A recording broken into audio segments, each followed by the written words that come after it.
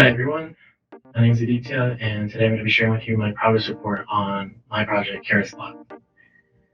So a little bit about KerasBlocks. KerasBlocks is a beginner tool for students learning about neural networks, and it utilizes a block-based visual programming front end, specifically Blockly, which is similar to Scratch. And these blocks integrate functionality found in the Python library Keras, which utilizes TensorFlow. And for the future, I plan to work more on visualizing the networks and the results of the data. So here I've included a few screenshots of my custom layer block that I made. On the left here is the block factory made by Blockly.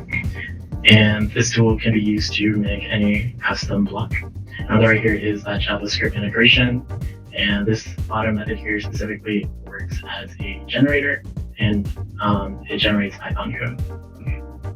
So here's a little demo of the neural network that can be built with KerasBlocks.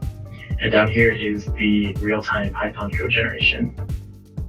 So here I have packages that I import down here. I have a variable called model, which I set to a Keras sequential, and that consists of 3 layers. Here I change the layer name, and you can see that real-time changing down here. You can also set the number of nodes and the activation type. Here I make a 2-dimensional array filled with ones, and I set that to a variable called test list. And I make a variable called output, and I have a process model block. So what it does is I process this model to this input test list. Here I'm copy pasting the generated code. Here I paste it. I type in model.summary just to make sure everything works. I run down here.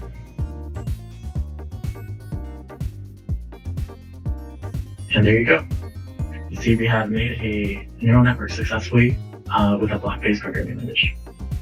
Now from here, in the next few days or so, I would like to go through Keras' documentation and create more corresponding blocks to allow for more advanced and more customizable models.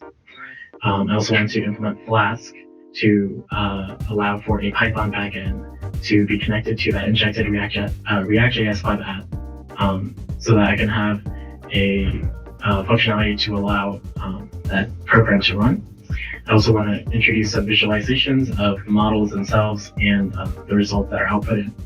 And I also want to integrate more NumPy support with Blockly to allow for larger databases. Thanks for watching.